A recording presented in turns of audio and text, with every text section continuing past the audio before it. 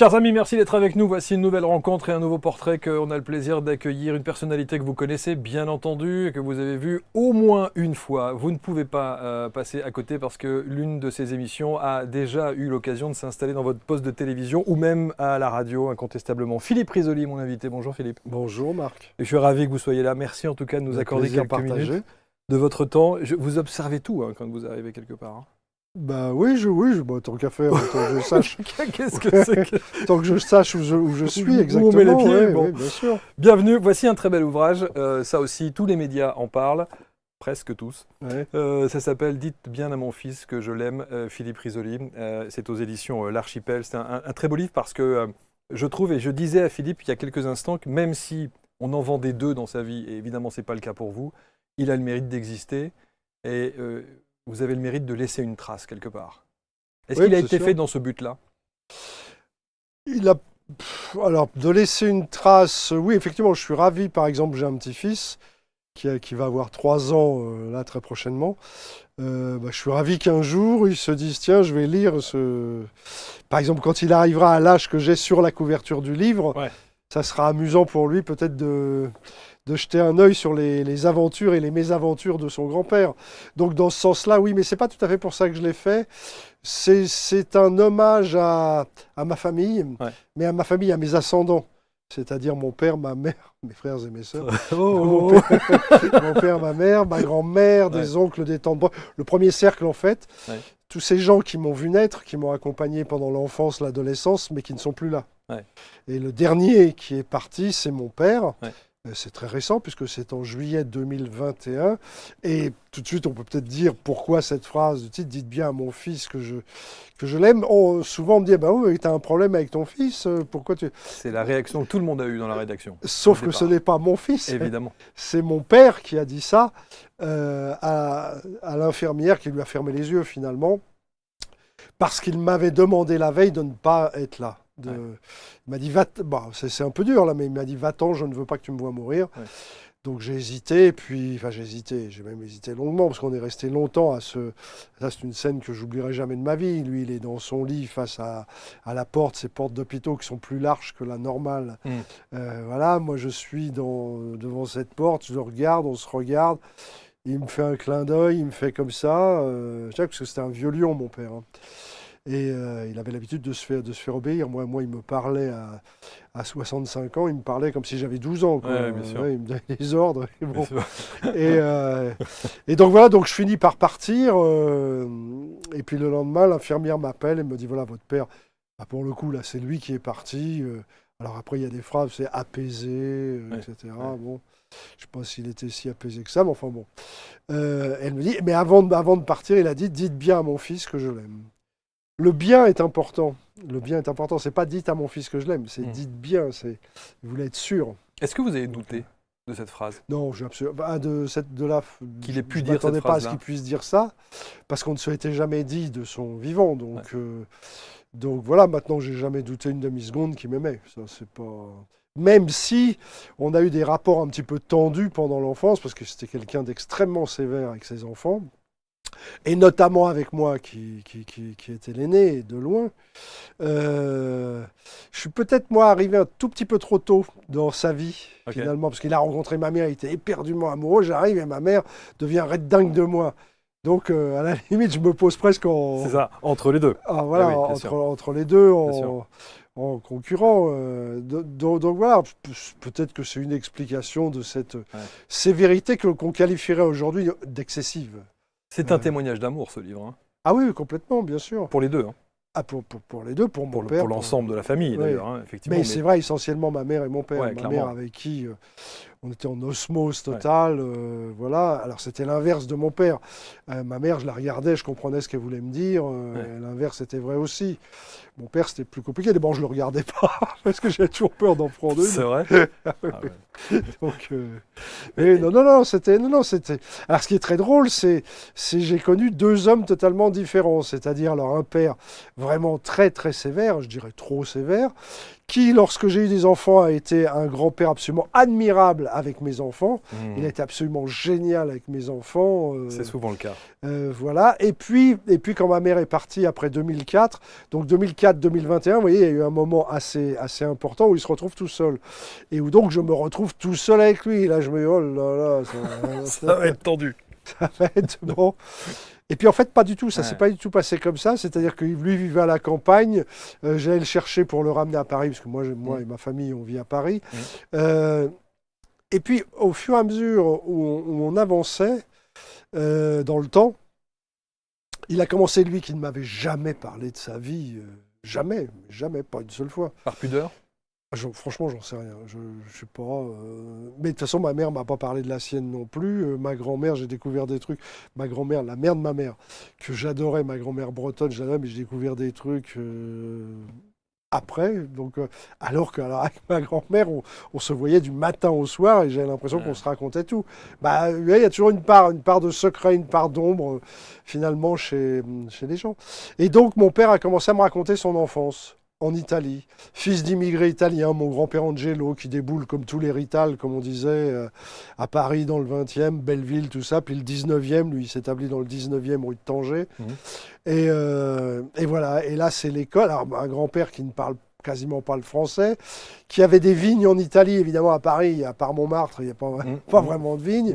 Donc il se retrouve un peu déboussolé, un peu à faire tout et n'importe quoi, ce qui se présente quoi finalement, hein, parce qu'il fallait bien manger. Et puis donc mon père et son frère vont à l'école dans le 19e, rue de Tanger. Et là, on lui dit, tu ne faut plus parler d'italien, c'est terminé tout ça. Là, maintenant, tu parles français. C'est un des intérêts de ce livre aussi, c'est que j'aborde un tas de thèmes que je resitue dans le temps. Par exemple, là, je parle de l'immigration italienne de cette époque. Mais en réalité, vous pouvez tout à fait les transposer avec ce qui se passe actuellement. C'est la même chose pour la fin de vie dont je parle un peu plus loin. On y reviendra. Et pour d'autres thèmes. Bon, cela dit, je fais juste une parenthèse, c'est pas un livre plombant du tout. Hein, oui, il y a des moments très drôles. Non, il y a des moments très drôles. D'ailleurs, moi, quand j'ai lu les passages où vous parlez justement de l'époque du palace, les sorties, les copains, etc., il y a des choses fantastiques. Mais vous disiez justement, parce que vous rendez hommage à votre famille, avec tous les protagonistes de ce livre sont aujourd'hui disparus. Est-ce que vous auriez pu écrire ce livre s'ils étaient encore là? Oui, ils auraient peut-être été étonnés parce que... Alors, donc je les ai réunis, c'est bientôt Noël, je les ai réunis autour d'un repas de réveillon. Parce que chez moi, le réveillon était important. Ce bouquin, c'est quoi? C'est un gamin, il se trouve que c'est moi, j'ai 12 ans, et je suis à une table, un soir de réveillon, entouré d'oncles, de tantes, de ma grand-mère, mes parents, etc. Et à partir de ce qu'on va manger, à partir des personnalités de ces... Autour de la table de ces convives. Autour de la table de ces convives. À partir des cadeaux que je vais trouver le lendemain matin au pied du sapin. Vous en parlez aussi. On vous demande de mettre des chaussons. Et vous dites, mais quel enfant veut mettre des chaussons alors qu'il y a les cadeaux à déballer? Oui, bien sûr. Et donc, j'aborde un tas de sujets. C'est ça qui m'a plu. Vous voyez, quand on me dit, est-ce qu'il y aura une suite parce qu'on voudrait la télé? Oui, je pense que je vais écrire la suite. Mais je suis plus passionné par ça, bien sûr. Qui me fait aborder un tas de sujets que d'aller raconter le juste prix, par exemple. Oui, bien sûr. Et je voudrais juste faire une parenthèse, parce que c'est un rêve de môme. Dans toutes les émissions que vous avez présentées, beaucoup d'émissions, il y avait ce fameux geste avec le micro que vous jetiez comme ça. Est-ce que vous vous êtes loupé? Pas que je jetais. Vous jetez le... Non, preniez le micro et puis vous faisiez ça comme ça. C'est ça. Un petit coup comme ça. Alors ça, est-ce que vous vous êtes loupé? Alors Vous savez que cette question-là, oui, je sais. C'est un rêve de môme. Alors c'est très marrant parce qu'il y a 3 semaines, je vous aurais dit, je me suis jamais loupé. Et en fait, j'ai fait une émission en Belgique en direct. Et on vous a ressorti un truc. Le journal, on m'a donné un micro, évidemment, je l'ai fait tourner et il est tombé. Ça, c'était obligé. Donc vous l'avez jamais fait tomber pendant les tournages? Non, j'ai pas non, parce que j'avais vraiment pris un coup de main. Alors ce qu'il faut savoir, c'est qu'au départ, la première fois que je l'ai fait, c'est pas sur le juste prix, c'est sur un jeu qui s'appelait Star Quiz sur Canal+, où c'était des micros à fil, et je rentre la première fois et j'attrape le fil et je fais tourner le micro. Alors là, pour le coup, je le fais tourner comme ça. Voilà, comme un lasso, quoi, finalement. Et alors, je le fais tourner comme ça, et hop, je le rattrape. Donc voilà, c'est une sorte de signature. Bien sûr, mais après, voilà, c'était pour la parenthèse. Après, je le retrouve effectivement, ce geste au juste prix. Mais c'est ce qui a fait, vous savez que c'est devenu emblématique quand même. Je sais. Tout le monde dit, ah oui, Philippe Rotoli, l'animateur qui jette les micros en l'air. Et à chaque fois que je regardais ça, tous les extraits, toutes les archives, on voit cette image en permanence, et je me dis, sérieux, est-ce qu'au moins c'est... Bon, c'est des émissions enregistrées, donc si évidemment il tombe, on refait. Alors, on n'a jamais truqué, hein. Il y a qu'une seule fois où on a truqué, c'est parce que j'ai voulu... c'était sur Millionnaire d'ailleurs, c'était pas sur Le Juste Prix. J'ai voulu le faire monter. On avait vous savez, des plafonds très très hauts, Bien sûr. très très hauts. Et j'ai voulu l'envoyer vraiment. Quelle idée. Là. Donc on avait mis un petit matelas par terre, Au cas où. au cas où, pour pas, parce que ça coûte cher quand même. un Bien micro, sûr, hein. bien sûr, bien sûr. Donc je l'ai envoyé vraiment, mais il est monté et tout. Et après, on a pris la descente au ralenti. Donc Tous les ingé sons devaient avoir une descente d'organes à chaque fois que vous lanciez quand même le matériel. Donc voilà, Bon. ça reste. Vous savez, il y a deux trucs hein, qui resteront. Alors il y a ça qui me fait rire. Et puis alors l'autre, c'est même, je pense que le jour où je mourrai, on me dira ça, c'est cuitas les bananas. Ah bah oui. Ça, c'est bien un sûr. autre registre, c'est autre chose. Incroyable. Mais, ça. donc voilà. Putain, c'est les bananas. Alors j'avais ça, oublié c'est deux trucs, voilà. C'est bon.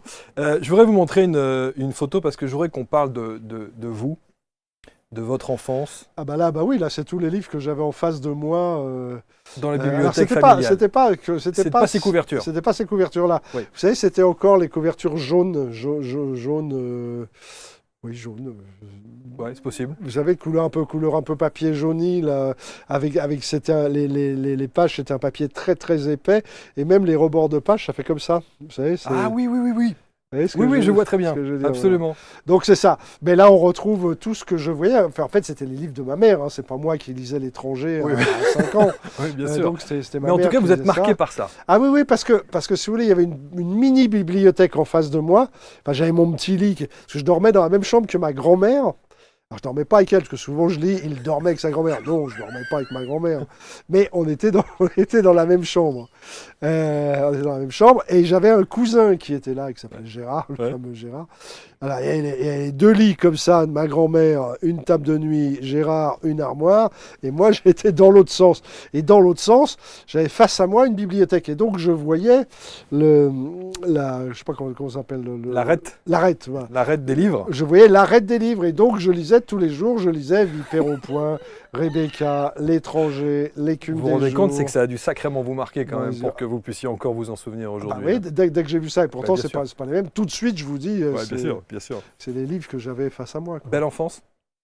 Très très belle enfance, très belle enfance, milieu modeste, on croulait pas sous les dollars, hein, c'était pas bon, mais bon, on mangeait à notre faim, tout le monde s'entendait bien, voilà. Mais sauf que au lieu d'avoir des PlayStation, au lieu d'avoir des smartphones et des trucs comme ça, bah nous on allait sur le marché le jeudi matin, on récupérait des cagettes, on récupérait des trucs, On savait jouer.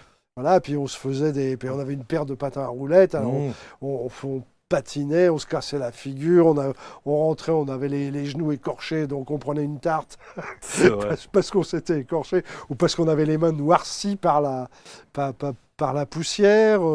Voilà, on allait à l'époque, il y avait pas encore, on construisait le périphérique à Paris, mais il y avait juste les ponts. C'est très drôle, ça a commencé par les ponts. Et donc toute la partie qui entoure Paris s'appelait la zone. C'était le nom officiel. On allait jouer dans la zone et c'est là où on fumait des P4, c'était des cigarettes, des P, je pense que c'est parisienne, et 4, c'était des cigarettes qui étaient, pour ceux qui n'avaient pas d'argent en fait, c'est des mélanges de tabac, c'est abominable. Ouais, très dégueulasse, oui, bien sûr. Ça coûtait rien aussi, Bien ça sûr, bien coûtait sûr. rien. Il y a un truc que je découvre dans votre livre, c'est que vous dites que vous êtes presque un oiseau de nuit. Vous aimez la nuit. Ah, j'adore. Peut-être un tout petit peu Un moins peu plus- maintenant. Ah, d'accord. Un tout petit peu moins, mais oui, j'ai toujours vécu la nuit. Vous vivez la nuit et C'est-à-dire- vous dites que ça vous inspire, Ah c'est oui, là où vous j'adore vous ça. abandonnez, vous Alors quand on dit, attention, quand on dit je vis la nuit, je me retrouve pas au Macumba, qu'est-ce que je veux dire, à danser jusqu'à... C'est pas... Ceci dit, vous faites Ginger Rogers ou je sais plus quel autre danseur ou acteur en rentrant du palace avec quelques amis, en marchant quelques kilomètres, Chantons sous la chantons pluie. sous la pluie, etc. Vous faites ça quand même. Hein. Que je ferai d'ailleurs pour de vrai dans Succès Fou, bien des années plus Exact, tard. exact, En sortant exact. du palace, oui, Singing in the Rain. Ouais, c'était toute cette période, évidemment, Voilà, qui ça, était c'est juste succès fou, incroyable. Christian Morin. Ouais, Christian Morin que j'ai recroisé sur un plateau de télé là, il y J'ai a vu. très peu de temps. Voilà. Absolument. Patrick Roy, donc malheureusement, Profonde admiration pour Patrick Roy aussi. parti un peu beaucoup rapidement, ouais. beaucoup trop, ouais. 40 trop ans, vite. je crois, 30 40 ans pile. 40 ans pile, 40 ans ouais, je pile. me souviens. Je me rappelle, on avait dîné plutôt dans un, parce on était assez potes avec Patrick. Et c'est marrant, j'étais un peu le lien entre les deux, moi. Il y avait Patrick d'un côté, Christian de l'autre, qui était un peu plus âgé, Christian. Il est un tout petit peu plus âgé que nous. Hein, Ouais. donc, mais ça joue, c'est pas grand-chose, mais ça joue quand même. Et puis moi, un peu au milieu, c'est-à-dire que avec Patrick, on faisait plus la fête. Avec Christian, c'était plus des dîners. Ouais. Voilà. Plus officiel. Voilà, Ouais. c'était- En tout cas, là, vous êtes au top du top. Un succès fou, ouais, pas encore tout à fait, mais quasiment. Ouais, là, on est vraiment. C'est quoi le top du top alors? Le top du top, c'est quand je fais à la fois Juste Prix, Millionnaire, que les deux, que Juste Prix fait 12-13 millions le dimanche Ok. et puis 7-8 millions en semaine, que Millionnaire, auquel personne ne croyait au départ, fait pareil 6-7 millions de personnes. Et puis à chaque fois, je me chope un petit 20h30, un petit prime, soit ponctuel, comme là, fait un coup, c'est la fête de la musique, Ouais. l'autre fois, c'est autre chose, Alors, SVP Comédie. Moi, je me mets à la place parce que franchement, quand je regarde, je vous vois là comme ça, je lis dans votre regard, je me pose cette question. Que pensent vos parents à ce moment-là? Est-ce qu'il y a de la fierté? Eux, c'est Je pense l'immigré, oui, bien sûr. le père italien immigré qui Oui. vient avec peu de moyens dans le 20e alors- et qui arrive Alors et qui voit son fils c'est comme drôle ça. parce que ma mère ne parlait jamais de moi par quand les personnes qu'elle côtoyait. Si on lui parlait de moi, elle répondait. Mais jamais, alors que mon père, lui, avait tendance, il était en assez, rajoutait. oui, Ouais. il était assez fier. Par contre, ils ne sont, je regrette avec le recul, ils ne sont jamais venus sur un plateau de télé. Oh mon Dieu. Mais c'est pas qu'ils voulaient pas, eux seraient bien venus, c'est moi qui ne voulais pas. Parce que. Parce que je sais pas, ça me gênait d'avoir des gens proches de moi là sur un, quand je sais pas, ça me. Ouais, c'est ça, oui, une gêne. Voilà, ça me posait un problème. C'est très curieux parce que quand je fais, mais même au théâtre et tout ça, j'aime pas trop avoir des gens que je connais trop bien. C'est-à-dire que personne de votre famille, vos enfants, personne ne vient vous voir au théâtre? Ah si, au théâtre, Si, quand même. bien Si. sûr. Non, Oui. si, au théâtre, ils viennent. Mais en télé, non, ma femme n'est jamais venue. Et elle n'a jamais assisté à une émission de Succès Fou, par exemple. Jamais. Je peux pas vous expliquer Bon, pourquoi. Hein, en tout cas, c'est comme ça. c'est comme ça. Mais moi, c'est vrai que cette histoire vous dites, j'aimais laisser libre cours à mon imagination, j'aimais la solitude. Ouais. Vous êtes quelqu'un de solitaire? Oui, je peux être très solitaire, ça ne me pose aucun problème. Je peux être tout seul toute une nuit à écrire. Je vais écrire, j'ai toujours adoré écrire. Hein, Et puis la musique aussi. Et la écouter musique, de la je vais prendre ma guitare, je fais 1 heure de guitare tous les jours. En ce moment, je progresse pas beaucoup parce que je reviens de prendre un coach pour travailler. Parce que, alors ça, vous savez où c'est ça? Non. Ça, c'est au Brésil. Ça, c'est à Rio de Janeiro, ça. Ce sont des Brésiliens qui sont avec moi. Ouais, vous jouez quand même. Ah oui, je joue un peu. Ah oui, quand même, oui, quand Je même. me débrouille, oui, Oui, je me bien sûr, débrouille. il y en a une guitare là, si vous avez envie. Faire les bananas. Combien vous en avez vendu?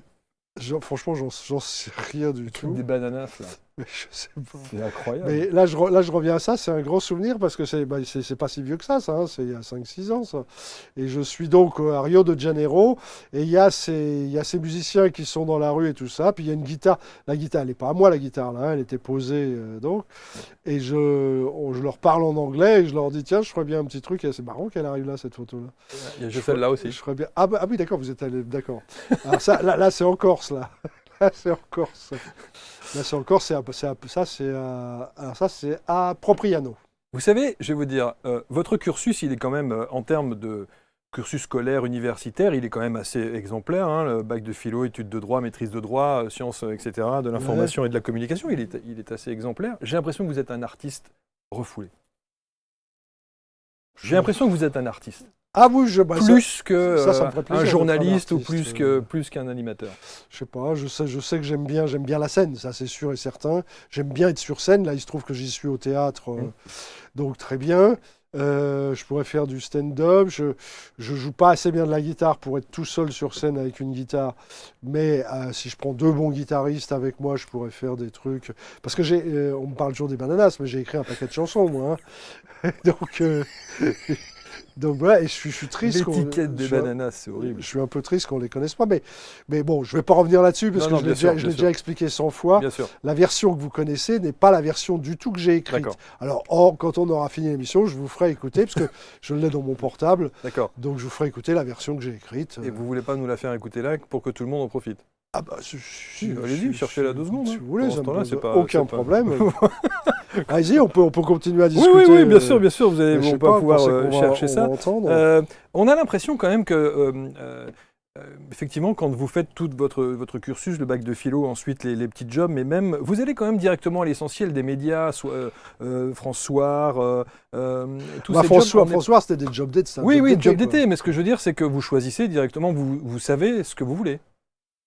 Oui, mais François, c'est justement c'est ça l'intérêt de ce réveillon. C'est parce que j'ai un de mes oncles, qui est mon parrain en plus, Jeannot, Mhm. qui lui est responsable des rotatives à François, c'est-à-dire les énormes machines sur lesquelles Ouais. on imprime ça, et qui un jour me dit, alors là c'était pas pour être journaliste ou quoi que ça, me dit est-ce que ça t'intéresse pour te faire un peu d'argent, de venir faire le gardien de nuit Ouais, mais comme par hasard, c'est à sur, François. c'est sur un média. Ah oui, c'est sûr. Oui, ah bah j'ai toujours été, oui, c'est bien sûr. Ça a toujours été, ça a toujours tourné autour des médias ma vie, tout le temps. Bah, de toute façon, je sais rien faire d'autre.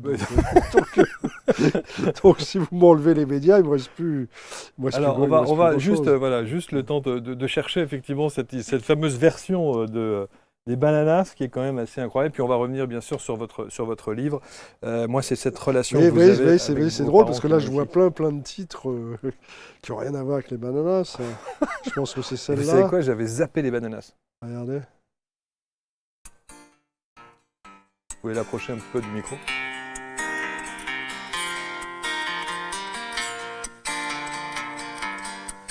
Ça, c'est la maquette. Hein. C'est la maquette que Philippe Châtel a entendue. Y a des jours tu sais pas pourquoi ça devrait marcher, ça marche pas. Y a des nuits tu sais pas pourquoi tu devrais dormir, tu t'endors pas. Tu voudrais être éclaboussé par le soleil, mais t'as les boules, t'as pas la frite, t'as les abeilles car elles sont cuites. Les bananas. Mais c'est pas du tout la même ambiance. Rien à voir. Rien à voir. Rien à voir. Les bananas. Donc la chanson est la même, mais l'esprit n'est pas le même.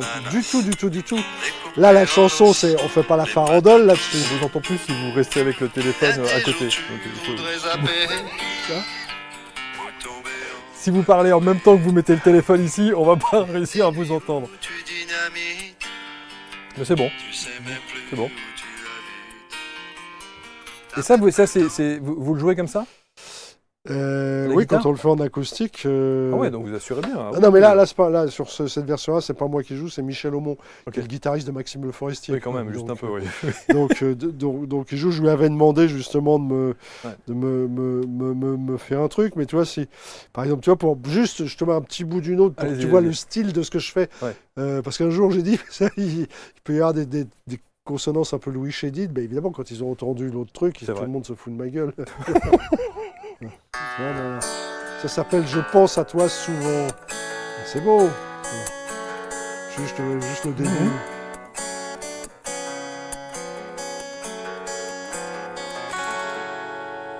Je pense à toi souvent, souvent ça veut dire tout le temps.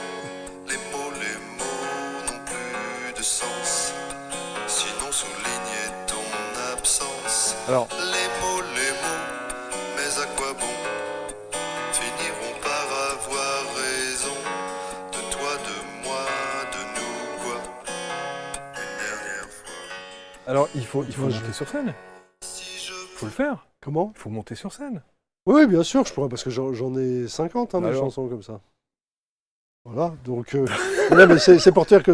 Alors ça, on parlait de la nuit tout à l'heure, ça c'est Ouais. des trucs que j'écris la nuit, par exemple. Pas celle-là, en tout cas. Mm. Mais c'est vrai qu'avec le temps, comme disait Léo Ferré, ces derniers temps, par exemple, mon bouquin, je ne l'ai pas vraiment écrit la nuit, je l'ai écrit au bord de la mer, sur ma terrasse.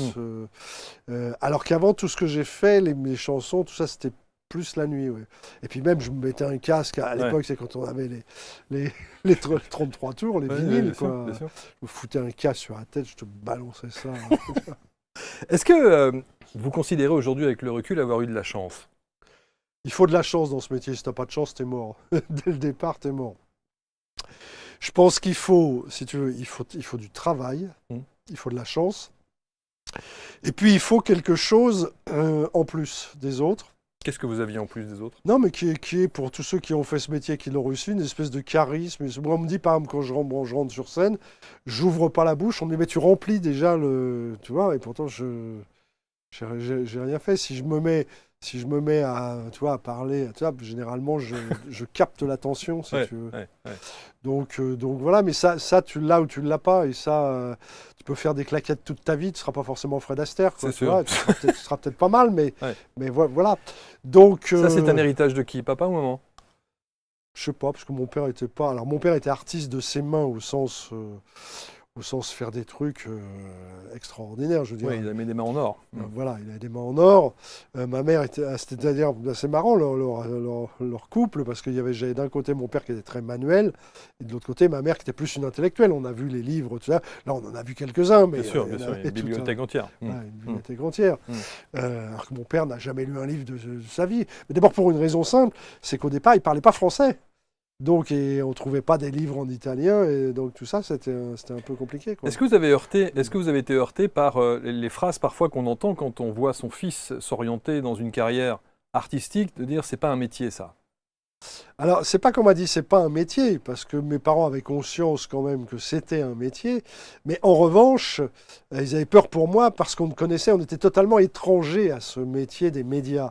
Or, vu de l'extérieur, il y a toujours une suspicion de... On ne sait pas bien ce qui se passe. Alors, si je prends les trucs, si je les prends dans le désordre, il y a le cul, il y a la drogue, C'est ça. il y a, Oui, il y a la totale. il y a la débauche, quoi. Bien sûr, bien sûr. Bien sûr. Il ne veut pas que son fils devienne dépravé, C'est ça. qui termine, je sais pas quoi, dans le ruisseau. Ouais. Voilà. Il y en a certains à qui c'est arrivé. Hein, Bien donc, sûr, bien sûr. Ils avaient peur de ça? C'est-à-dire qu'au départ, surtout mon père plus que ma mère a toujours eu confiance en moi en se disant si le jour où j'ai eu le fameux, quand j'ai tiré à pile ou face pour dire je passe pas le CAPA, alors que j'aurais dû être avocat, c'est elle. Alors mon père il l'a pas très bien pris. Attends, on t'a fait des études pendant 6 ans, tu as des diplômes à plus savoir qu'en faire, et maintenant tu passes pas ton truc pour aller plaider alors que tu adores ça. C'est vrai. Parce que plaider, c'est aussi de la mise en scène, Bah, bien bah, sûr. évidemment, Mais bien sûr, c'est du théâtre. Donc, surtout qu'au moment où je le passe, moi, c'est donc avant 80, c'est-à-dire qu'il y a toujours la peine de mort. Donc tu te dis, si je vais au pénal, peut-être que je vais défendre un mec, tu vois, je vais sauver sa tête par les mots. Tu vois, le poids des mots, c'est hyper important. Donc voilà, donc mon père était beaucoup plus inquiet que ma mère en se disant, et s'il n'y arrive pas, qu'est-ce qui va se passer? Et alors, j'ai réussi à partir à peu près assez rapidement, puis après, pouf, j'ai eu une année où j'ai quitté la radio qui m'employait parce qu'il a fallu que je parte en province. Moi, je voulais revenir, et puis je me suis un peu précipité. Donc, j'ai eu une année un peu batarde. Et puis, pof, après, tout de suite, je suis passé sur d'autres radios. Alors, ça n'a pas été tout de suite le côté, j'ai une tranche en radio. Hein. Je raconte, quand je suis arrivé sur France Inter, j'y allais le soir, je disais France Inter, il est 22h, le journal Philippe Abitboul. Bon. Et puis là, j'attendais 2 heures, parce que je lançais José Arthur qui faisait le Pop Club. Oh, José Arthur. Voilà, je disais merci Philippe. Tout de suite, on retrouve José Arthur en direct du Pop Club. Bonsoir José, lui, il ne me répondait pas. Donc, mais il me répondait, c'était pas de la mauvaise, s'il ne m'entendait pas, puis il ne savait même pas qui j'étais. Oui, bien sûr. Alors, j'ai bien aimé aussi la petite anecdote, parce qu'on a tous eu ça. Quand on fait de la radio, à un moment donné, on se pose la question de savoir si on garde son prénom ou son nom. Le fameux Jean-Pierre. C'est pas Jean-Pierre, c'est Jean-Patrick. Jean-Patrick, pardon. Mais, le fameux Jean-Patrick. Parce que vous vous appelez Jean-Patrick à la radio au départ. Pendant 2 ans. Je me souviens de ça avec Feu Lionel Cassan. Voilà, mais alors là, il faut savoir quand même que c'est pas moi qui décide de changer de prénom. Bien. Il se trouve qu'il y a un Philippe sur l'antenne et qu'on me dit, il peut pas y avoir 2 Philippe, c'est pas possible. Je dis, mais je vais prendre mon nom. Je m'appelais Philippe Risoli. Ah non, il peut pas y avoir 2 Philippe. Bon. Alors j'ai essayé de ruser, c'est-à-dire d'attendre, de pas leur dire. Puis je me suis dit, je vais m'appeler Philippe, et puis voilà. Sauf qu'à la dernière seconde, il y avait Lionel Cassan qui était juste avant moi et qui me dit, bon, et moi je faisais ma première juste derrière lui, donc il me dit, je te lance comment, je dis quoi alors Comment tu t'appelles? Comment tu t'appelles? Et il se trouve que là, passait un disque de Jean-Patrick Capdevielle, Quand t'es dans le désert. quand t'es dans le désert. Ben oui. Et franchement, amusez-vous à vous dire, tiens, là, en 10 secondes, il faut changer de prénom. Mm. Bah, vous allez vous dire, attends, je vais m'appeler quoi Laurent, Cyril J'ai eu le même problème, donc je comprends. oui, j'en sais rien. Donc il chantait, je dis, bah, Jean-Patrick, allez hop. Donc vous êtes appelé pendant 2 ans. Pendant 2 ans, Jean-Patrick. Jean-Patrick Et- Risoli. Voilà. Alors Jean-Patrick au départ tout seul, Tout seul, ouais. et puis après je me suis dit, je vais quand même au moins prendre mon vrai nom. Donc Jean-Patrick Risoli, mais je trouvais que ça sonnait pas bien. Puis de toute façon, mon prénom c'est Philippe. Oui, c'est pas- ça, oui, Philippe Risoli, ouais. Voilà. Et là, les parents, quand ils apprennent que vous changez de prénom, ça, c'est pas un choc? Bah, ils l'ont appris sans l'apprendre parce que, bon, c'est Sud Radio, la Ouais, radio. ouais. Et à l'époque, Sud Radio émet en ondes moyennes. Et l'émetteur se trouve en Principauté d'Andorre. Et donc, émet sur un arc de cercle, allez, en étant large, Bordeaux, Toulouse, Perpignan. C'est ça. Et donc, après, on ne le capte pas. Ouais. Sauf de temps en temps, quand j'ai fait une émission de radio-guidage le dimanche soir pour les Toulousains qui allaient faire du ski, qui allaient au bord de la mer, ça s'appelait Si on rentrait. Je passais des dits, je racontais des trucs, bon. Et donc mes parents, j'ai appris ils étaient, eux, dans le 18e arrondissement de Paris. Je leur avais acheté en Andorre un poste à l'époque des années 80, c'est des postes comme ça. Donc oui, ils se collaient l'oreille au transistor, mais ils entendaient un mot sur 5. Donc le côté Jean-Patrick, en fait, ils ont été au courant, mais ils n'en ont pas été les témoins finalement. C'est vraiment touchant de voir la manière dont vous parlez de votre famille. C'est un vrai panorama sur la vision de... La question que je me pose, c'est la dureté de votre père sur l'éducation. Vous le disiez, est-ce que vous vous êtes posé, vous, cette question en tant que père? Est-ce que vous alliez Non, alors peut-être reporter ça sur vos Non. enfants? Alors moi c'est l'inverse. J'ai été Laxiste cool. total. J'ai été archi cool. J'ai un fils, une fille. Il n'y a pas une fois où j'ai levé la main sur eux, mais pas une fois, pas une seule fois. Alors il m'est arrivé de les engueuler, hein, surtout à l'âge côté ado, pré-ado, ado. Là, c'est... Il est avocat, votre fils, hein, je crois, aujourd'hui. Alors mon fils. Ah non, il devait être avocat. Non, mais il est avocat. Il est avocat. Il est avocat. C'est-à-dire que si demain il veut plaider, il a prêté serment. C'est ça, Alors ouais, lui, c'est il ça. a passé le truc. Au barreau de Paris, oui. Sauf que là, un peu comme son père, C'est barré. il s'est barré parce qu'il avait marre de chercher de la jurisprudence sur un ordinateur. Lui, ce qui l'intéressait, c'était de plaider, mais quand on démarre, il faut quelques années, donc Ouais. on est au service des autres, et c'est pas en son tempérament, puis c'est un créateur, donc il s'est lancé dans la création de podcasts et de Production. la production. La production. Mais il réussit très bien, et je suis assez fier de lui. Mais au moins, il a eu l'intelligence de passer le cap, de l'avoir, Ouais. parce que l'anecdote, elle est amusante, le côté j'ai lancé une pièce et j'y suis pas allé. Mais c'est idiot, en fait, quand on regarde bien, c'est complètement idiot. C'est tellement tellement risqué, tellement Ouais. que d'efforts pour rien, quoi. C'est Voilà. incroyable. Voilà, donc je ne le conseille à personne. Voilà. Il y a évidemment des moments touchants, la maladie de votre maman. Oui, On est en 2004, elle Ouais. a 71 ans. ouais, elle est jeune. Ouais, 71 ans. C'est le tabac. Oui, c'est le tabac. Bah, alors, ma mère faisait de l'emphysème. Naturellement, elle avait de l'emphysème. Sauf qu'elle fumait énormément. Donc, emphysème aggravé par une tabagie excessive, aggravé dans certaines périodes de l'année par de l'asthme, les pollens, les trucs. Et niveau respiratoire, C'est compliqué. Ouais. c'était la complète. Ouais, ouais. Donc voilà. Et là, il s'est passé quoi? Pourquoi elle est partie si vite? Parce que elle allait de temps en temps, quand elle avait un peu de mal à respirer comme ça, elle faisait des petits séjours, mais de 2 jours, 2-3 jours à l'hôpital, soit à Beauvais, soit à Amiens, parce que c'était voilà. Et là, en l'occurrence, c'était à Beauvais, et elle a chopé malheureusement ce qu'on appelle un staphylocoque doré dans le poumon. Et là c'est cuit. Voilà. Alors évidemment, donc ça a été assez compliqué parce que mes 2 parents sont partis pour des histoires, pas pour les mêmes raisons, mais avec des problèmes respiratoires. Respiratoire, absolument. Mais non, ce qui a été terrible avec ma mère, c'est qu'à un moment, il y a mon père, il y a ma femme, il y a moi, on va la voir. Et elle est allongée, elle a un masque à oxygène, mais elle est tout à fait consciente. Elle est tout à fait consciente. Si on lui enlevait son masque, on a l'impression que tout va bien. C'était normal. Voilà. Et puis tout d'un coup, elle me sort. Elle avait une ardoise sur laquelle elle écrivait.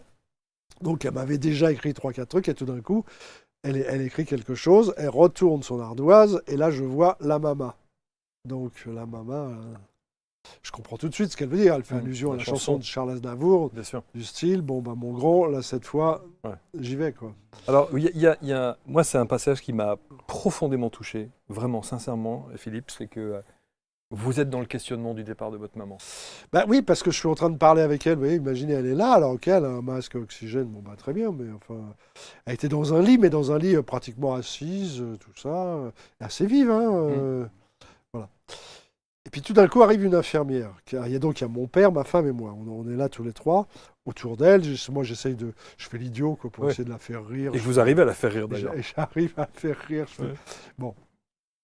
Et arrive une infirmière. L'infirmière nous dit, je vais vous demander de sortir quelques... Il y a toujours une infirmière qui me demande de partir. C'est vrai, c'est vrai. Donc, je vais vous demander de sortir quelques minutes parce que c'est l'heure on doit faire quelques soins à votre maman. Bon, on lui fait, puis vous attendez, puis hop, et vous revenez. Ok. Donc, on sort. Donc là, c'est là où elle m'a passé le panneau, la maman. Hein. Si on écoute bien les paroles de cette chanson, on comprend tout de suite. Ah oui. Bien sûr. Et donc là, je suis persuadé. Alors, l'infirmière arrive, elle dit ça, Madame Risoni, on va faire un petit brin de toilette ou je sais pas quoi.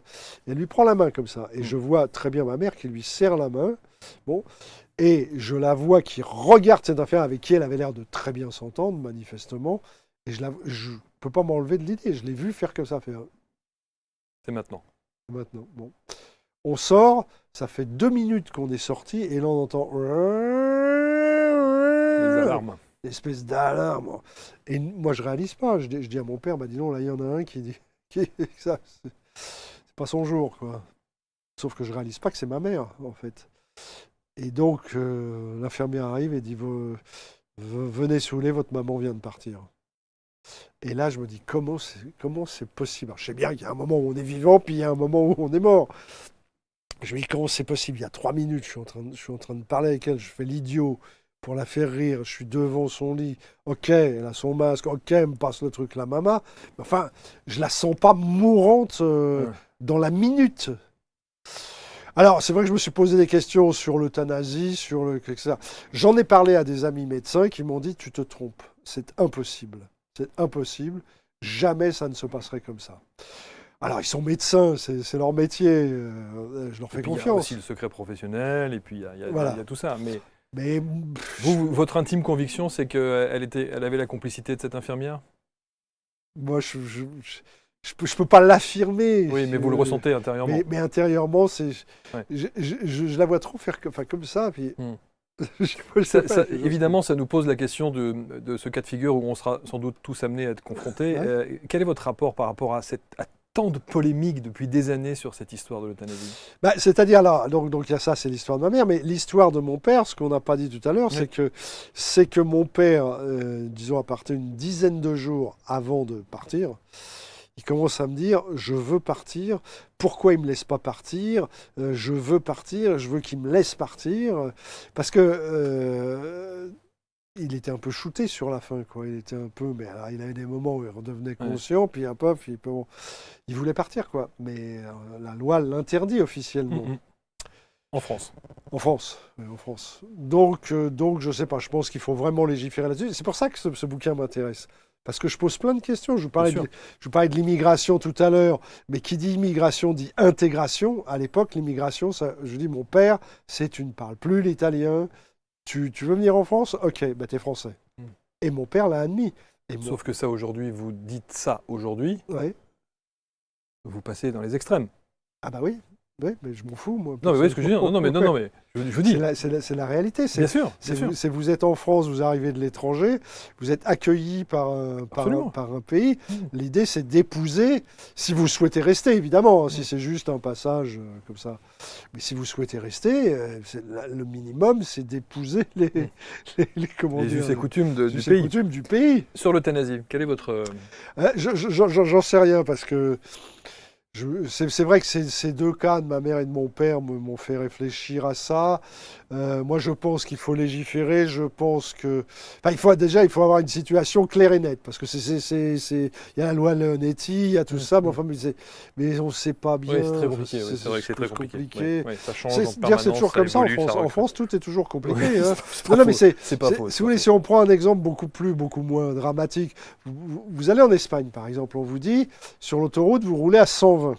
C'est 120, c'est 120. Belgique aussi. Sauf que vous pouvez aller du nord au sud de l'Espagne, vous êtes à 120 tout le temps. Absolument. Vous allez en France, on vous dit c'est 130. Vous dites, ah ben c'est formidable, parce que 130 et vous vous faites flasher 23 fois sur un Paris-Marseille, Totalement parce d'accord. qu'à tel moment, vous le faites à 90, à tel autre moment, c'est plus que 110. Et en Ile-de-France, c'est pire. Et en Vous Ile-de-France, c'est passez de pire. 80 à 130 pour revenir à 110, repartir à 90 et repartir à 120. Voilà, C'est voilà. c'est Et infernal. ben, c'est la même chose suis d'accord. pour le tennis. Et tout est comme ça en France. C'est toujours comme ça. Je ne sais pas pourquoi. Enfin bon. Donc je pense qu'il faut qu'il y ait des cellules de personnes qui se penchent là-dessus très, très sérieusement, qu'on pèse les tenants, les aboutissants, les pour, les contre, Qu'est-ce que les- vous aimeriez, vous, dans quelles conditions. sur votre cas personnel? Moi, je sais que mon père, par exemple, s'il avait pu partir, parce que je peux vous dire, cancer de la plèvre, c'est terrible, hein. La plèvre, c'est la petite membrane autour du poumon. L'amiante, parce que c'est uniquement par l'amiante, hein, ce cancer. Sauf que mon père, a priori, n'avait jamais été en contact avec l'amiante. Alors, si, il a été, Ah oui. puisqu'il est mort de ça. Mais oui. Mais on a cherché partout, on n'a jamais trouvé. Bon. Enfin bon. Et que dire, oui. Donc, vous avez un homme qui est costaud, qui est tout, il arrive à 90 ans, il est en pleine forme, il n'a jamais été malade de sa vie, il n'a jamais vu un médecin, il n'a jamais rien du tout. Puis alors, tout d'un coup, vous avez cette membrane qui va s'épaissir, qui va s'irriter d'abord, donc ça vous fait tousser. Alors là, il n'est pas question d'oxygène ou pas d'oxygène, ça sert à rien. Donc enfin, ça fait un effet placebo, quoi. Vous vous dites, oh, c'est mieux avec l'oxygène. Mais... Donc la membrane va s'épaissir de dixième de millimètre en dixième de millimètre, et ça va comprimer le poumon. Évidemment. Donc vous êtes là, puis à la fin, il prenait un mug pour boire un coup, il arrivait plus à le porter à sa bouche, tellement il était essoufflé. Donc là, vous vous dites, pourquoi il m'a dit, va-t'en, je veux pas que tu me vois mourir? Mais parce qu'il n'avait pas envie que je le voie, je vois la déchéance. La déchéance, ouais. Il voulait pas de ça. Il voulait pas de ça. Je pense que si on lui avait dit, tu prends, je sais pas comment ça se passe, hein, une pilule ou je sais pas quoi, peut-être qu'il aurait dit, ben, j'aimerais que tu sois avec moi. On peut pas savoir. Est-ce que vous le feriez, vous, De quoi? prendre cette pilule, si elle existait? C'est toujours difficile à dire quand moi je suis en pleine forme. Pour l'instant, je Tout va bien. touche du bois. Parfait. Je suis un peu comme mon père, j'ai quasiment jamais vu un médecin, j'ai jamais eu de problème, j'ai jamais. Bon, alors donc c'est C'est délicat, hein. moi c'est de vraiment savoir des si sujets je le ferai ou pas. délicats. Oui, Encore une fois, vraiment c'est toujours difficile à dire quand vous êtes en bonne santé. Oui, bien sûr, bien sûr. Après, ça dépend parce qu'on va tous être amenés à partir, mais ça dépend parce que faut pas non plus que ça devienne bon, toi tu vas pas bien, allez hop, Ah, terminé. Oui, pilule, bien sûr. Bien sûr, terminé. bien sûr. En tout cas, l'histoire de votre maman, ça vous a coupé le sifflet pour la cigarette, visiblement. Oui, alors ce qui est drôle, c'est que j'ai arrêté avant, et c'est pas tout à fait, c'est pas à cause de Du départ de votre maman? Non, parce que moi j'arrête en janvier, elle part en octobre. Ok. Donc déjà, bon. Donc j'arrête avant, en 2004. Mm. Mais c'est à cause des interdictions. Parce que moi je fume beaucoup. Je fume.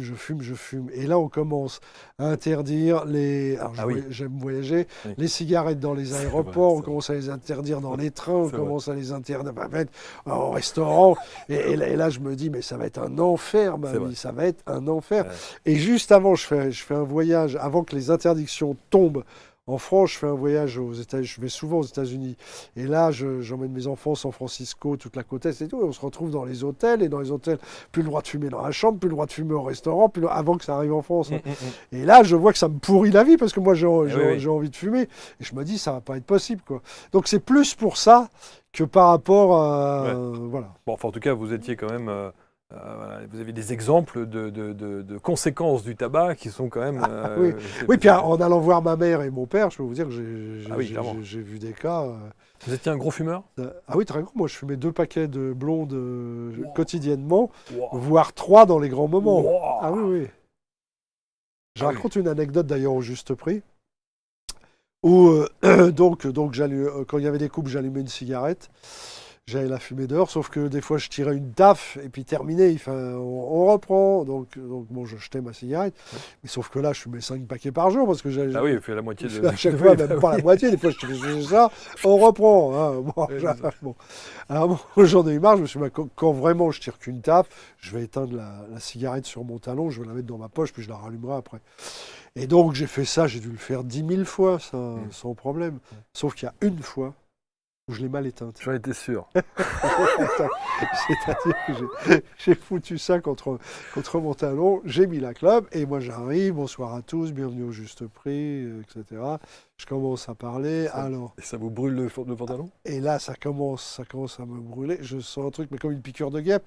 Mais sauf que la piqûre de guêpe, ça se termine comme une piqûre de 12 frelons en même temps, si tu veux, tu vois. Et là, je suis en train de parler, et je fais « Ah !» parce que ça, tu vois, ça me flingue la cuisse, quoi, tu vois. Et là, je regarde, et je vois un trou comme ça, tu sais, noir. Ça s'est pas enflammé, Ah ouais. mais si tu veux, ça se consume, tu sais, Bien sûr, quand oui, tout doucement. le truc qui s'élargit, quoi, tu vois. Voilà. Donc, voilà. Ça, c'est des anecdotes incroyables. C'est vrai qu'il y a dans votre parcours de vie des choses qui sont assez marquantes. Il y a cette famille, on sent le clan dans la famille, Ah oui, bien sûr, oui. soudé. Hein. Il existe encore aujourd'hui? Ah bah avec mes enfants, oui, oui, bien sûr. Mes enfants, je pense qu'avec mon petit-fils, ça sera pareil. Oui, on est très soudés, on est très. Et je vous dis, moi, il se passait pas une journée sans que j'appelle ma mère. Je pourrais te. Tu sais, il y a des trucs d'enfants qui te marquent. Je dis dans le livre, on avait une dauphine. Je me rappelle, à vie, je me rappellerai du numéro de la plaque minéralogique qui était 60-63 chez Y75. Tu vois. Bon, alors que là, tu me demanderais le numéro de ma bagnole actuellement. Oui, on ne se souvient pas. Je suis incapable de te le dire. Ouais. Bon, c'est pareil. Ma mère travaillait dans une revue consacrée au nautisme qui s'appelait la Revue Bateau. Je l'appelais tous les jours à son travail, tous les jours. Et je peux te dire le numéro. Alors à l'époque, c'était des lettres. Alors c'était Ségur 1185. Parce que c'était dans le 15e, près de l'avenue de Ségur. Donc je faisais Ségur 1185. Je décrochais. Oui, bonjour. Pourrais-je parler à Mme Risoni, s'il vous plaît? De la part de qui? De la part de son fils. Ne quittez pas, je vais voir si elle peut vous prendre. Ça va, mon chéri? Quel rapport vous avez avec la spiritualité? On ne parle pas évidemment de religion, hein, mais de spiritualité. Est-ce que, j'imagine, alors avec la pudeur qui existe dans votre famille, on ne devait pas nécessairement parler de ce genre de choses? Non. La vie après la vie, toutes ces choses-là. Quel rapport vous avez aujourd'hui avec ça? Vous croyez à ça? Je sais pas, c'est très drôle parce que je suis allé passer, c'est pas encore passé en télé, mais ça devrait bientôt passer. Je suis allé la semaine dernière passer 2 jours dans un couvent. Super. Pour une chaîne de télévision. C'était intéressant. Je ne suis pas sûr que je le referai. Mais... C'est pas l'endroit le plus rock'n'roll, voilà, c'est sûr. Parce qu'en plus, ce sont des moines, comment dit-on, ils ne parlent pas, quoi. Oui, c'est ça, ils sont dans ils ont fait vœu de silence. Voilà. Ouais, c'est ça. Et c'est compliqué pour vous. Puis alors, moi, j'ai basé mon métier sur la parole. Si tu me l'enlèves, ça commence à se compliquer. Bon, mais c'est vrai que j'ai du mal. Je suis admiratif des gens comme ça qui... Je ne te dis pas qu'ils sacrifient leur vie, parce que ce n'est pas un sacrifice pour eux. Mais par exemple, c'est une abbaye qui est absolument immense. Enfin, ça reste un parc, quoi, si tu veux. Donc, ça reste un parc.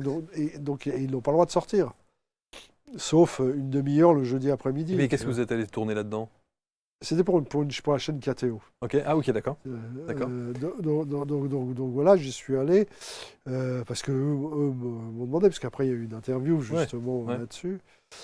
J'ai trouvé ça intéressant, mais tu vois, quand tu te retrouves à table le soir, alors déjà dîner à 19h, moi j'ai pas trop l'habitude, tu vois, pour moi le dîner c'est plus tard. Et puis là une petite soupe, tu vois, mais petite soupe. Ah, ça remet moi qui ai un bon coup de fourchette, si tu veux, tu vois. Donc, une petite soupe, une petite part de quiche avec 2 feuilles de salade, un yaourt nature, tu vois. Terminé, au revoir. Et là, il est 7h30, on te dit, bon, bah, bonne nuit. Au lit. Bon, j'avais amené un bouquin, parce que, évidemment, on m'avait enlevé mon portable. Ah oui, non, mais bien sûr. Non, mais là, vous êtes face à vous-même.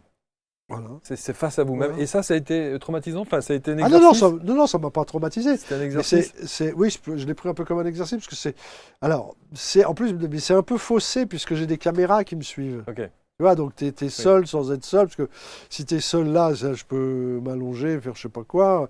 Maintenant, si j'ai 2 caméras qui sont là sur moi, Je vais peut-être m'allonger, mais je ne ferai pas exactement la même chose. Enfin, tu vois. Ouais. Donc, voilà. Mais non, c'est intéressant. Mais je te dis, quand tu te retrouves au dîner, tu as tous les moines qui mangent, allez, je cherchais le nom, bénédictin. Ah, voilà. Voilà. Alors, normalement, il y a les chants grégoriens et tout. Je trouve ça magnifique, mais là, il n'y en a pas eu. Mais donc, tu vois, c'est une table d'un côté comme ça qui fait 25 mètres de long, hein, la table. Hein. C'est pire que Macron qui reçoit à Versailles, hein, tu vois. Et de l'autre côté, pareil. Puis toi, tu es au milieu, quoi, tu vois. Et tu vois toutes ces personnes qui ne se regardent pas, qui prennent leur truc, qui mangent, qui ont la tête baissée, qui ont si tu veux, qui passent leur temps, si tu veux, tu vois, c'est ma faute, enfin, tu vois.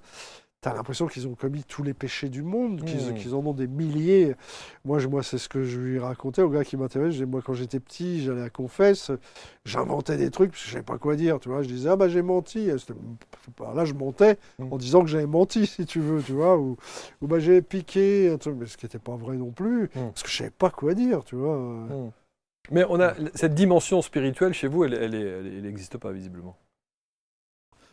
Bah, ça dépend de ce qu'on appelle la dimension spirituelle. Moi, je suis... Les croyances, vous vous intéressez pas à ces sujets sur le bien-être, le développement personnel, la spiritualité, l'ouverture d'esprit sur des sujets, sur des thématiques, voilà, non, la méditation, Oui, non, la respiration. Oui, mais ça c'est autre chose, la respiration, oui, mais... Oui, mais ça non, mais fait la partie. méditation, non, ça m'ennuie.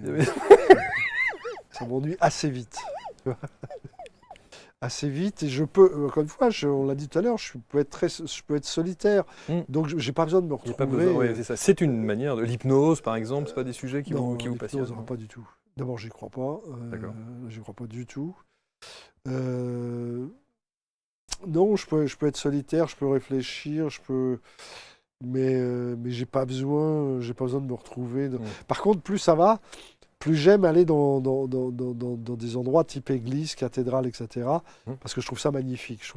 Mais j'y vais plus pour voir, pour le côté historique, que pour dire je vais aller me recueillir. Non, vous n'avez pas besoin de ça. Non. Bon. Dans votre famille, visiblement, le je t'aime n'était pas nécessairement un mot qu'on utilisait assez facilement. Est-ce que vous le dites aujourd'hui à vos enfants? Non. Non plus? Non, je ne le dis pas, mais j'ai pas besoin de leur dire, ils le savent. Ou je vais le dire en rigolant, je vais attraper ma fille, je vais dire mais je t'adore, toi, comme ça. Vous dites pas je t'aime? Non, je dis pas, non. Je dis pas. Non, c'est respectable, mais le nombre de gens qu'on voit s'installer ici qui disent j'aurais tellement dû lui dire je t'aime. Oui, non, mais c'est possible. Enfin, on a un peu de temps encore. Donc, non, mais bien sûr. Non, mais au secours. On est bien d'accord. Mais vous voyez ce que je veux dire? Oui, je comprends. Mais je pense que c'est pas nécessaire forcément de le dire. Je veux dire, on a une attitude où on le voit bien. On le voit qu'on l'aime. Mais évidemment, tu le vois pas ou quoi? Moi, j'ai fait tellement de trucs pour mes enfants. Si je les aimais pas, je serais maso, tu vois. Est-ce que vous êtes plus un bon papy qu'un bon père? Non, je crois que j'étais un bon père. Contrairement à beaucoup de gens de mon métier, moi je ne peux pas dire que j'étais absent, je n'étais pas absent du tout, j'étais là. Même si j'avais 12 émissions, 3 présentations à l'extérieur, je m'arrangeais toujours pour être là. Alors oui, je n'allais pas les chercher tous les jours à 16h30 à l'école, c'est plutôt ma femme qui le faisait, ou les grands-parents, ou tout ça. Mais j'étais là tous les soirs, voilà. Donc non, je n'ai pas du tout été absent. Donc j'espère qu'ils diront de moi que j'ai été un bon père, mais j'en doute pas. Est-ce que vous êtes fier d'eux? Ah oui, je suis très fier. Est-ce qu'ils sont fiers de vous? J'espère, en tous les cas, ce bouquin, ça leur fait plaisir que je sois arrivé. Parce que ça... encore une fois, au départ, c'était pas tout à fait ça, le livre. Hein. Je l'avais appelé Le nom de code, c'était Le dernier témoin. Et c'était plus l'histoire de mon père, vraiment l'histoire de mon père. J'apparaissais à peine. Et puis, je me suis rendu compte qu'il s'y est pris un peu tard pour me raconter. Ouais. Et donc, j'avais pas tout à fait assez d'éléments. J'avais pas envie d'inventer n'importe quoi. Donc, et c'est dommage parce que j'ai découvert des trucs après qui sont assez étonnants, mais concernant notamment ma grand-mère maternelle dont je vous parlais tout à l'heure. La Bretonne. Et je me dis que si elle m'avait parlé, je pense qu'il y aurait eu de quoi écrire. De quoi écrire.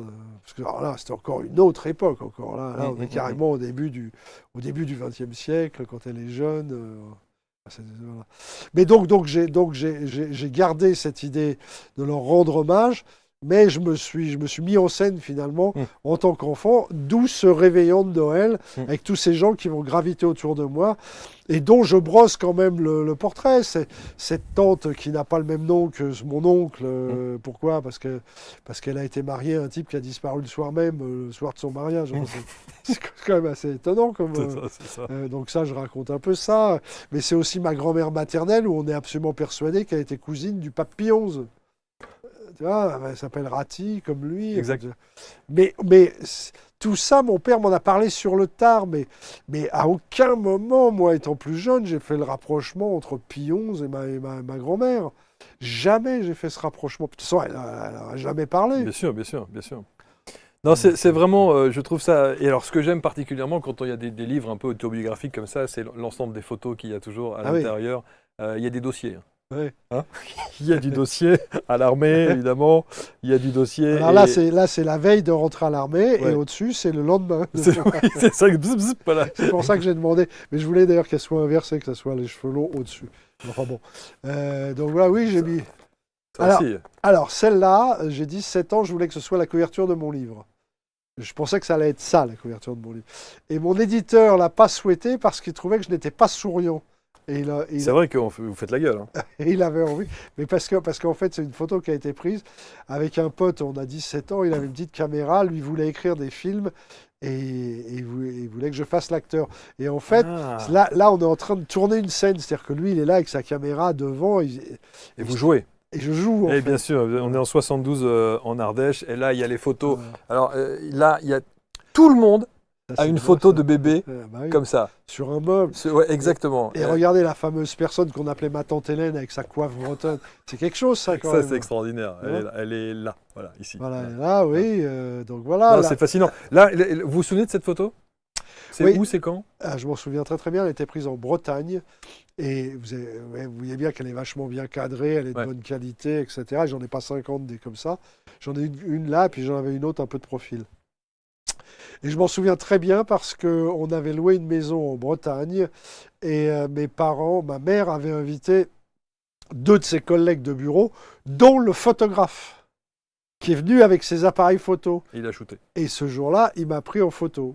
Donc cette photo est belle, elle est posée. Voilà, et donc évidemment, elle va illustrer ce livre. Dites bien à mon fils que je l'aime, Philippe Risoli, aux éditions L'Archipel. Vraiment, c'est un bel ouvrage. Il y a plein de photos. Et je trouve que ce qui est très très bien aussi avec les photos, c'est que ça permet justement de mettre un visage sur tous les protagonistes. Voilà, c'est ce que je voulais. Là encore, génial. Ça a été une vraie discussion avec mon éditeur qui me disait, oui, mais on les connaît pas, ces gens-là. Ah ouais, mais c'est super important. J'ai dit, oui, mais si c'est pour mettre une photo avec Aznavour, tout le monde le connaît, Aznavour. Donc, bien sûr. Voilà. Alors, il y a quand même 3 petites photos, une avec Goldman, une avec Lama et une avec Alain Chamfort. Il me manque Cabrel, qui sont les tout premiers que j'ai interviewés dans ma carrière, quoi. Et donc, évidemment, ça reste comme un souvenir important. Est-ce que vous avez de la nostalgie ? Non, j'ai pas de nostalgie. Aucune ? Non. Aucune nostalgie. Je me dis simplement que si c'était à refaire, comme on dit, il y a peut-être 2-3 petites choses que j'aurais fait un tout petit peu différemment, notamment à une époque de ma carrière, je serais devenu producteur. Ah oui, vous n'avez pas eu de boîte de prod ? Non, j'ai jamais eu de boîte de prod, mais sur des mauvais conseils. D'abord parce que j'étais pris du matin au soir. Je faisais au minimum 3 émissions en même temps, moi, toujours. Donc, j'avais pas vraiment le temps de m'en occuper. J'avais une conseil fiscale à l'époque qui me disait, tu es salarié de TF1, si tu te rends pas compte du privilège que tu as, ne va pas commencer à te foutre dans les prod, problèmes, les machins, bien sûr, tout ça. Mais j'aurais pas dû la suivre. J'aurais dû parce que ça m'aurait amusé. Alors d'abord de monter des concepts, ensuite de lancer des petits jeunes. Ça m'aurait plu, quoi. Est-ce que aujourd'hui, évidemment, on va pas s'étaler là-dessus, mais le regard que vous avez sur la télévision d'aujourd'hui, ça vous déprime, ça vous... Non, ça me déprime pas, mais je suis resté un enfant de la télé, comme on dit. C'est-à-dire que je la regarde toujours avec la même passion que lorsque j'avais une dizaine d'années, lorsque je me retrouvais dans la rue devant le magasin de télé où je voyais 10 postes, mais à chaque fois avec la même image, puisqu'avec une chaîne, sans le son. Mais ça fait rien, je regardais quand même. J'étais fasciné par ça. Eh bien, c'est la même chose. Je regarde Alors, je suis plus... je vous dis, j'ai simplement perdu mon goût des variétés. Parce que je crois que les variétés actuelles ne me correspondent plus. Moi, ma génération, c'est ça. C'est Lama, c'est Goldman, c'est les gros shows, les gros talk shows. Voilà. Ça n'a rien à voir avec Donc ce qui se fait aujourd'hui. c'est ça qui m'intéressait. Ouais. Je vous avoue que le rap, je suis complètement, ça Mm. me passe au-dessus. Puis Mm. moi, avoir des mecs, alors qui viennent des cités, je comprends, hein, mais ils mettaient leur texte, et puis les trucs anti-flics et anti-ci, ça, Mm. ça me fatigue, quoi. Bon, je comprends, hein, encore Oui, une non, fois. mais après, c'est générationnel. Hein. Voilà, c'est générationnel, c'est Mm. plus ma génération, quoi. Je suis Donc d'accord. je vois c'est pas pas, la mienne non plus. je vois pas ce que j'irais faire là-dedans. Mm. Ma présence serait totalement déplacée, Mm. donc ça n'a aucun intérêt. Mais vous pourriez toujours produire. Hein. Oui, bien sûr, oui, mais Mais vous savez quoi? Vous avez aujourd'hui, on ne se connaît pas, mais Ouais. vous avez aujourd'hui l'image du type à qui d'abord on va plus lui faire. mais c'est un peu ça. Vous voyez ce que je veux dire? Ça va quoi. Ouais. J'ai donné, je connais gamin. Et vous avez aussi l'attitude de j'ai plus envie qu'on m'emmerde. Alors ça, c'est vrai, ça, j'ai plus envie qu'on m'emmerde, Vous voyez mais ça n'enlève pas ma passion. Bien sûr, mais si vous avez envie de dire un truc, vous le dites. Ah oui, alors ça, c'est ma vie. Je suis pas, peut-être pas ce que je fais de mieux. Ah mais maintenant, Oui, c'est ça. Mais attention, des fois on m'a dit, mais t'es sans filtre. Ah non, non, je suis pas du tout sans filtre. Quand je dis quelque chose, je sais très bien ce que je dis. Ouais. C'est pas du tout. Pour moi, quelqu'un de sans filtre, c'est quelqu'un qui parle à tort et à travers, puis qui va dire un truc, puis dire, oh, j'aurais pas dû le dire. Moi, si je le dis, j'ai peut-être tort de le dire. Mais moi, j'estime que Vous avez le droit de le dire. je suis en droit de le Et dire. vous avez le droit de le dire, qui plus est. Donc, Donc, voilà. Dernière question, Philippe, sur papa et maman. Vous pensez qu'ils sont fiers de vous Pourquoi, par rapport au bouquin, là? par rapport à ce que vous êtes aujourd'hui? L'homme que Bah, vous êtes j'espère, aujourd'hui. encore une fois, oui, je pense. Bah, vous savez, quand vous avez quelqu'un qui, en fermant les yeux, dit ça Oui. à l'infirmière, c'est qu'il est fier de moi. S'il n'est pas fier, il ne le dit pas. Hein. Mm. Ça, c'est la première chose. Et ma mère, là, je me pose même pas la question, c'est sûr et certain. Voilà. Et tout comme moi, je suis fier de mes enfants et actuellement, et je les pousserai pour faire ce qu'ils ont envie de faire. Tant que je pourrais les aider. Mais j'ai pas besoin de les aider parce qu'ils y arrivent tout seuls. Quoi. C'est très bien. Et ils se servent pas du tout ni de mon nom, ni de... Ouais. Qui d'ailleurs, des fois, est peut-être plutôt un fardeau que... Vous avez un fils et une fille, c'est ça? Ils sont jumeaux. Ah, ils sont jumeaux. C'est-à-dire que peut-être je raconterai ça si j'écris la suite, le 5 juin 1989, on est un lundi, je commence une nouvelle émission, c'est vraiment le début de mon vrai parcours sur TF1, même si j'y étais depuis déjà 1 an et demi, mais le lundi 5 juin, je commence une émission qui s'appelle Géopardy. Et le 10 juin, c'est-à-dire 5 jours plus tard, le samedi, je deviens père de 2 enfants. Ça fait une semaine chargée quand même. Émotionnellement, oui, c'est quand même. Vraiment, Oui, c'est beau. donc, C'est beau. donc voilà quoi. Merci infiniment, Philippe. Merci. Mais merci, C'est- cher Marc, de m'avoir reçu. C'était très agréable. C'est un plaisir. Ouais, c'est très agréable cette discussion. Et puis, je vais vous dire sincèrement, je suis toujours très admiratif des gens qui écrivent comme ça sur leur famille, parce que c'est ce que je rêverais de faire. Ah oui. Ouais. Bah, faut le faire. Ouais, je sais bien, mais voilà, bon, pour X raison. Mais vous le faites et c'est. Il faut le faire et puis c'est. Moi je l'ai fait, je l'ai lu, je l'ai relu, je l'ai Ah oui. relu Ouais. et Et sans relu. doute hésiter aussi Et oui, sur bien des sûr, choses. bien sûr. Mhm. J'ai hésité. Il y a des fois quand je le relis, je me dis j'aurais peut-être pu développer un peu. Alors ma femme me dit non, non. Ça suffit. C'est pas ça suit pas dans le sens censure, hein, Ah, ok. mais elle me dit je pense que ce que tu dis, ça va. On comprend. C'est bien. Ouais, C'est ouais. pas la peine d'essayer de tirer à la ligne en redonnant. Ouais. C'était sur le service militaire où je me suis dit, tiens, parce que j'ai raconté quand même des trucs assez étonnants. C'est Ce vrai. mec qui passe sa vie au service militaire à être comme ça devant Oui. moi. Et tu vois, C'est vrai. tu vois, t'arrives, t'es là, t'es étudiant, tout ça, tu tombes ça. sur un mec qui avait fait de la tôle, qu'en plus tu peux rien lui dire parce qu'il a un cerveau gros comme ça, mais des muscles comme ça. Tu te dis, même si je faisais du karaté, tu te dis si Bien tu sûr. vois, il va me Bien démonter. sûr. Oui, j'ai Et- appris que vous faisiez du karaté. ouais, Et exact. tu vois, et donc je me suis, parce que des anecdotes dans ce style-là, là j'en ai raconté une parce que c'était marrant. Il y en a plein. Ce type qui fait ça, puis moi, comment je me le mets dans la poche, toujours en écrivant. Oui, c'est ça. Je me mets à écrire des lettres d'amour à sa nana. Qui Tu ne vois. sait pas écrire. Parce que lui, il sait pas écrire. Ouais, c'est ça. Tu vois. Tiens, ça pourrait presque faire un film. Ça, Ah, mais tu c'est sais. sûr, c'est sûr. Parce que- mais des histoires, des parcours de Parce vie que, comme parce ça, que c'est tu vois, passionnant. cette histoire, c'est ce que je conclus là-dessus, d'ailleurs, en disant, En fait, c'est les réseaux sociaux avant l'heure. C'est-à-dire que je suis en train d'écrire des lettres d'amour à une fille que j'ai jamais vue de ma vie et que j'ai finalement jamais vue d'ailleurs. J'écris des d'amour en employant des mots que l'autre serait Incapable de prendre. connaissait même pas. Tu vois, la nana, je sais pas comment. Mais si elle lisait ça, elle devait se dire, Wow, quel poète. tu vois, comment il fait, quoi, C'est tu ça, vois. bien sûr. Donc j'écris ça.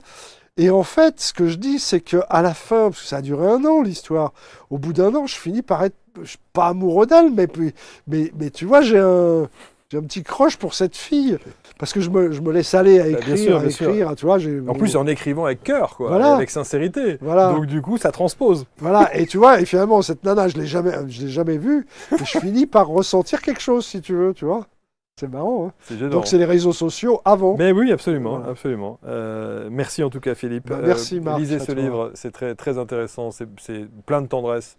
C'est une vraie déclaration d'amour et puis ça permettra aussi peut-être d'en savoir un petit peu plus sur le parcours de Philippe et de sa famille. Merci infiniment. Merci. Très bon retour. Vous commentez, vous partagez, bien entendu. Et puis on se retrouve pour une prochaine rencontre sur ABC. À très bientôt. Salut.